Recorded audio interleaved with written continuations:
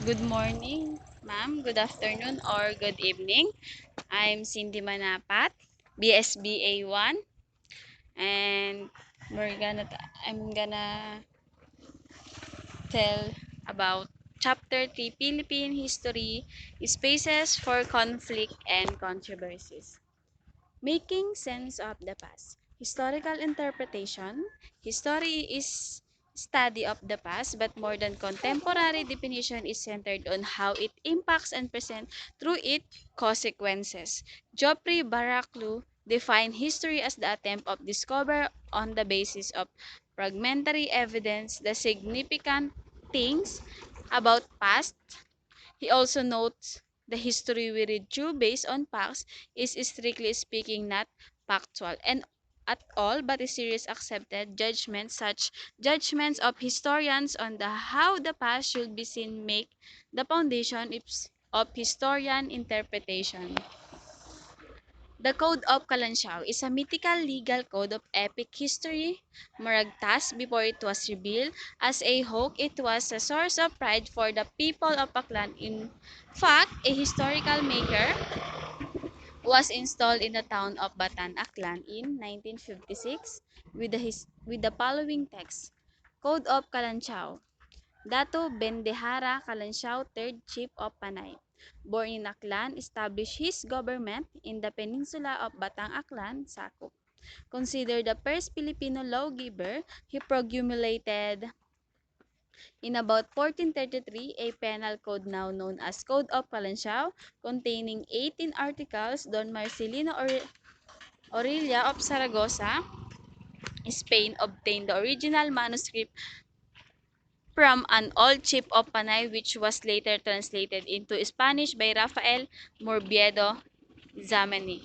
It was only in 1968 that it was proved a hoax when William Henry Scott, then a doctoral candidate at the University of Santo Tomas, defended his research on pre-Hispanic sources in a Philippine history. He attributed the Code of Historical Fiction written in 1933 by Jose E.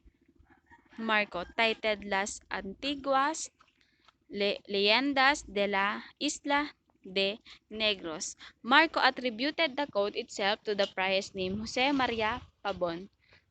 Prominent Filipino historians did not dissent to Scott's findings, but there are still some who would like to believe that the code is legitimate document.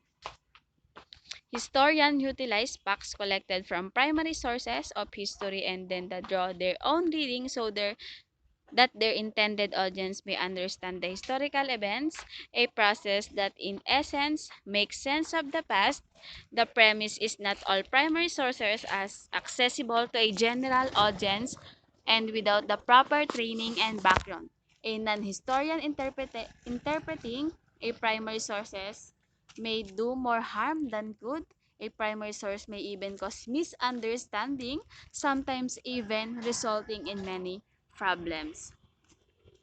Sa aking mga kabata, is a poem purportedly written by Jose Rizal when he was 8 years old and is probably one of Rizal's most prominent works. There is no evidence to support the claim that is this poem. This the not immortalized lines ang hindi magmahal sa kanyang salita, mahigit sa hayop at malansang isda, was written by Rizal and worse the evidence against Rizal authorship of the poem seems all unaccessible, unassailable. There exists no manuscript of the poem handwritten by Rizal. The poem was first published in 1906 in a book of Hermenegildo Cruz. Cruz said to receive the poem from Gabriel Bito Francisco, who claimed to have received it in 1884 from Rizal close friend. Saturnino Racelis, Rizal never mentioned writing this poem anywhere in his writing, and more importantly, he never mentioned of having a close friend by the person of Racelis. Further criticism, the poem reveals more about the wrongful attribution of poem to Rizal. The poem was written in Tagalog and that is the first encountered Tagalog and refer to the word kalayaan.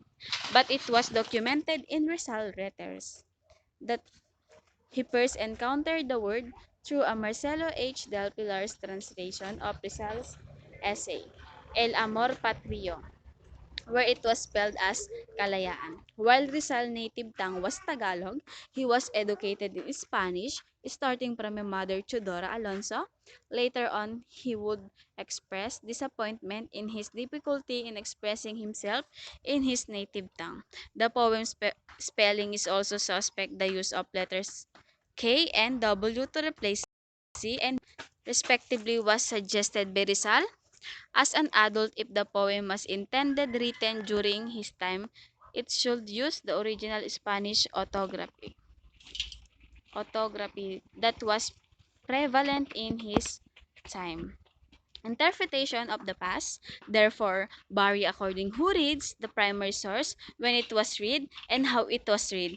And as student of history, we must be well equipped by recognize different types of interpretation, why these may differ from each other, and how to critically sift this interpretation through historical evaluation.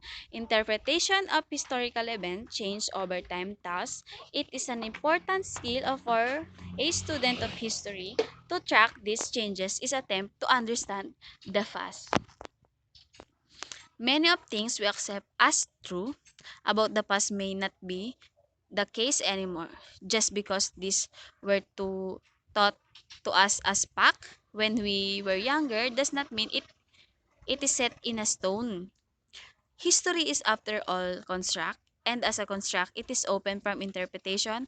There might be conflicting and competing accounts of the past that need one's attention and can impact the way we view our country, history, and identity.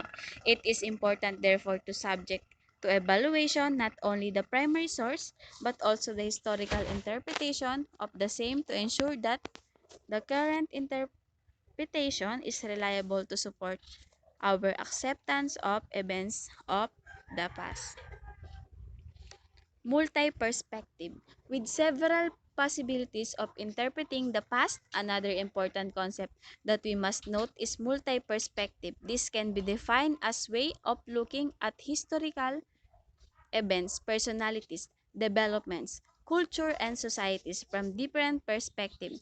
This means that there is multi-attitude of ways by which we can view the world, and each could be equally valid and at the same time equally partial as well.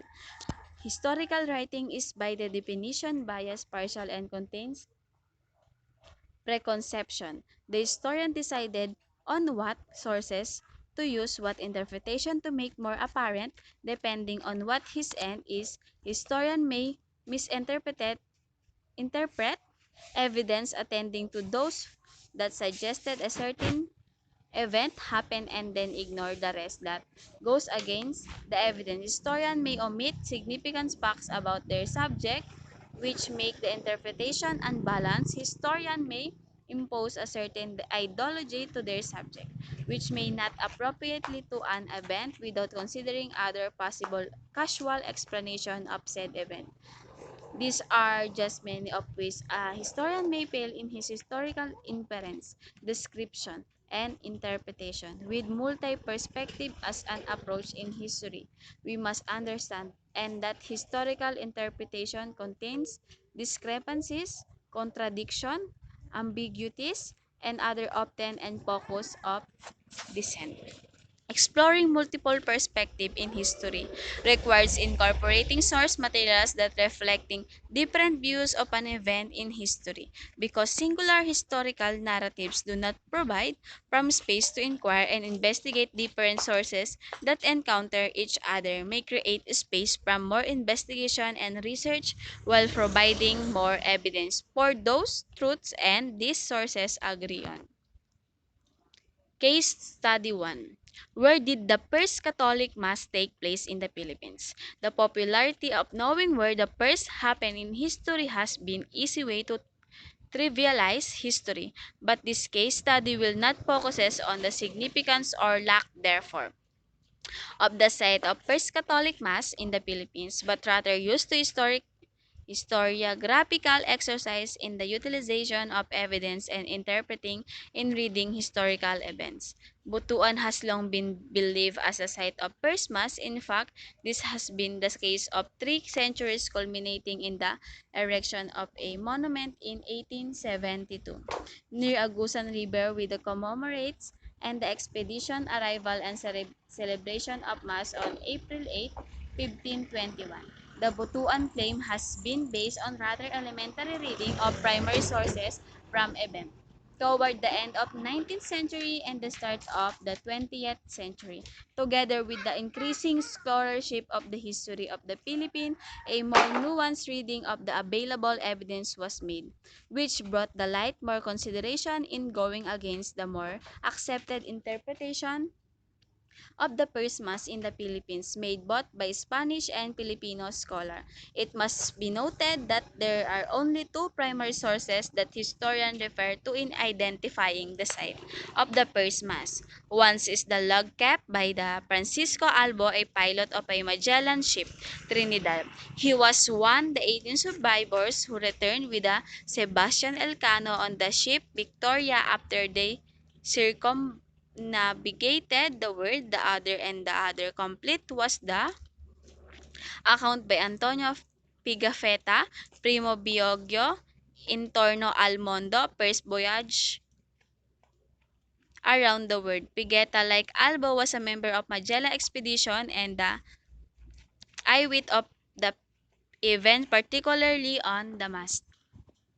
The age of exploration is period of competition among European rulers and conquer the colonialized lands outside their original domains. Initially, the goal was to find alternative routes by sea to get an Asia.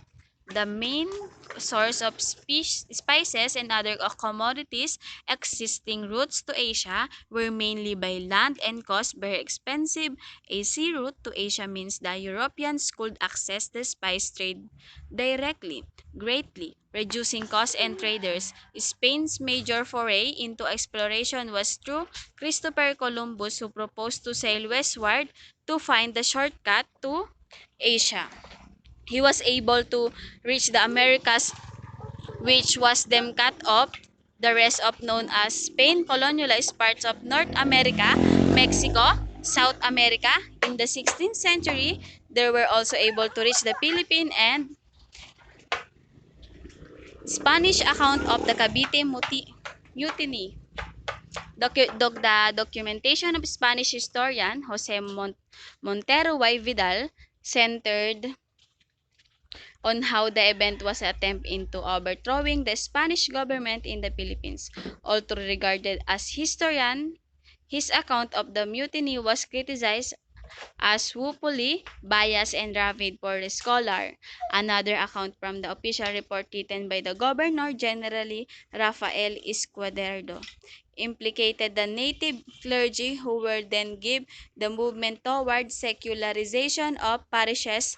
These two accounts collaborated each other. Case number Case study 2. What happened in Cavite Mutiny? The year 1872 is a historic year of two events, the Cavite Mutiny and the martyrdom, and three friars, Mariano Gomez Jose Burgos and Jacinto Zamora, later on the immortalized of Gomburza. Their event, very important milestone in the Philippine history and have caused ripple through time, directly influencing the decisive events of the Philippine Revolution toward the end of the century. While the significance and the unquestioned what major controversial side to the story.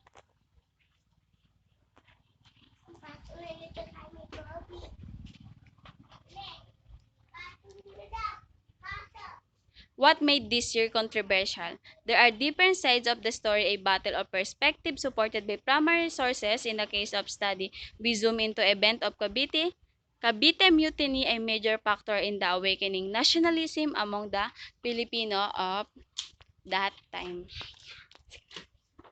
Differing accounts of events 1872.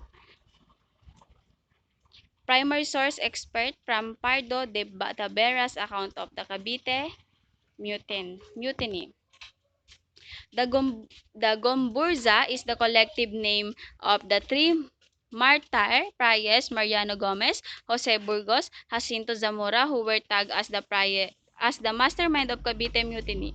There are prominent Filipino priests charged with the treason and sedition. It is believed that Spanish clearly connected the priests and the mutiny as part of conspiracy to shepherd the movement of secular priests who desire to have their own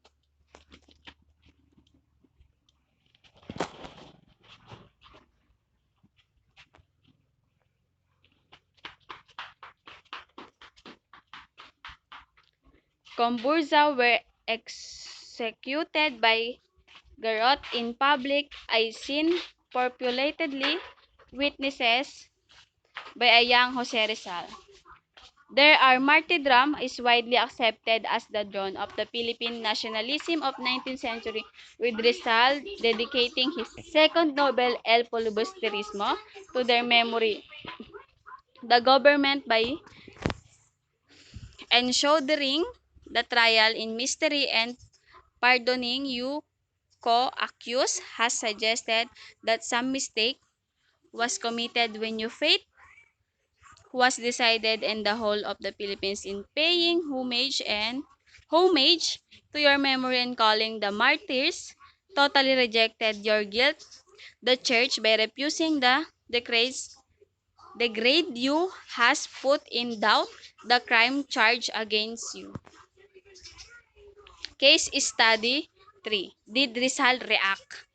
Jose Rizal is identified as a hero of the revolution for his writing that center on ending colonialism and liberating Filipino minds to contribute the creating of Filipino nation, and great volume of Rizal life work was committed. To this end, particularly the more influential ones, No Limitang Hire and El Filibusterismo, his essay verified not to Catholic religion but is understandable. Therefore, any piece of writing from Rizal that recants everything he wrote against the friars and the Catholic Church in the Philippines could deal heavy damage to his image as the prominent Filipino revolutionary. Such document purportedly exists allegedly signed by Rizal a few hours before his execution. This document referred to the retraction, declares Rizal believes in the Catholic faith and retracts everything he wrote against the church. Rizal connection to the Katipunan is undeniable. In fact, the precursor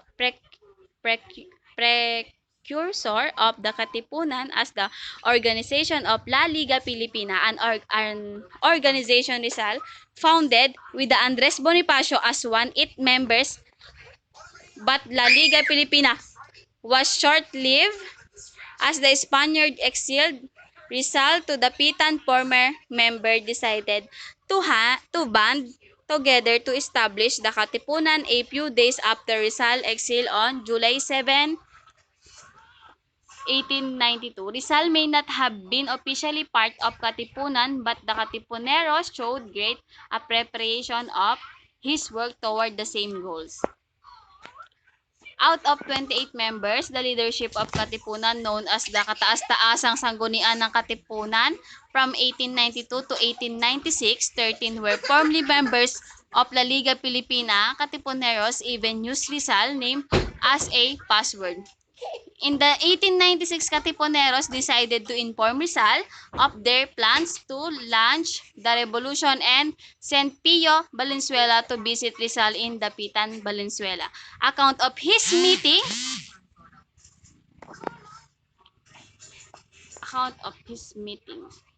He added that leaders of Katipunan must do everything they could to prevent the spilling of Filipino blood.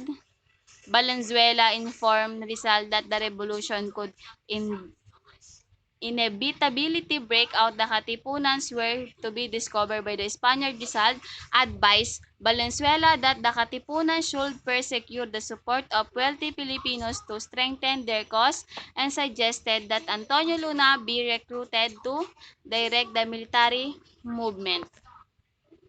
Case study 4. Where did the cry of rebellion happen? Momentous events swept the Spaniard colonialists late 19th century, including the Philippine journalists of the time referred to the Face El Grito de Rebellion or Cry of Rebellion to mark the start of this rebellion events, identifying the place where it happened in the Philippines, and this happened in August 1896, Northeast Manila, where they declared rebellion against the Spanish colonial government. These events. Different dates and place of the cry. Various accounts of the cry give different dates and places. A Guardia Civil Lieutenant Olegrio Diaz identified the cry to have happened in Balintawak on August 25, 1896. Teodoro Calao, Filipino historian, marks the place to be in Kangkong, Balintawak on the last week of August 1896. Teodoro Calao, Filipino historian, marked the place to be in Nakangkong, Balintawak on the last week of August 1896. Santiago Alvarez, a Katipunero and son of Mariano Alvarez, leader of Magdiwang faction in Cavite, put the cry in Bahay Toro in Quezon City on August 24, 1896. Pio Valenzuela, known Katipunero and Privy to many events concerning the Katipunan, stated the cry happened in Pugad, Lawin on 23, 1896. Historian Gregorio Saide identified the cry to have happened in Balintawak on August 26, 1896, while Teodoro Agoncillo put in a Pugad, Lawin on August 23, 1896. According to the statement by Pio Valenzuela, research by historian Milagros Gugero, Emmanuel Encarnacion, and Ramon Villegas, claimed the event took place in Tandang Sora Barn in Gulod, Barangay Banlat, Quezon City on August 24, 1896.